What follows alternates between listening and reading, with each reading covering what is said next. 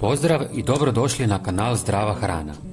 Danas ćemo govoriti o dvije namirnice koje imaju izrazito dobre učinke na naš organizam.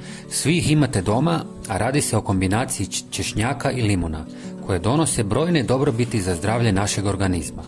Zasebno, a i zajedno, limun i češnjak koriste se za brojne tegobe i najpoznatiji su po svojem djelovanju na jačanje otpornosti organizma i samog imuniteta. Češnjak je proglašen ljekovitom namirnicom zbog svog iznimnog sastava vitamina i minerala i na organizam djeluje antimikrobno, antivirusno i antifugalno. Ta se svojstva pripisuju aktivnom sastojku češnjaka, spoju koji se naziva alicin. Osim alicina, češnjak sadrži i mnoge druge spojeve koje djeluju antioksidativno, a posebno su korisni i klinički zanimljivi oni koji u strukturi sadrže i sumpor. Zbog svog posebnog sastava češnjak smanjuje krvni tlak, potiče širenje suženih krvnih žila, smanjuje koncentraciju štetnog kolesterola u krvi, smanjuje razinu šećera u krvi, pospješuje rad i obnovu jetre i najbitnije jača imunitet organizma. Limuni su jedni od najpoznatijih citrusa, a svi ih znaju upravo po tome što sadrže mnogo vitamina C. Osim toga sadrže kalcij, magnezij te vitamine A i B skupine.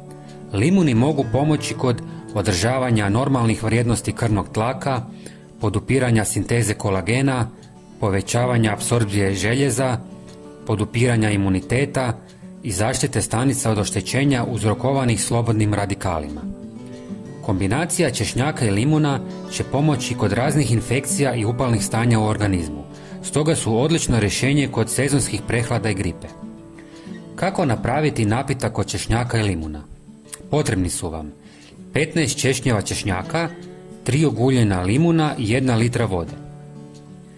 Limun i češnjak ogulite, operite i nasjeckajte na manje komadiće ručno ili u blenderu.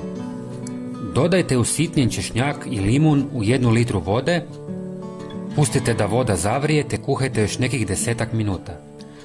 Kada se tekućinja dovoljno ohladila, procijedite ju, prelijte u bocu i čuvajte smjes u frižideru.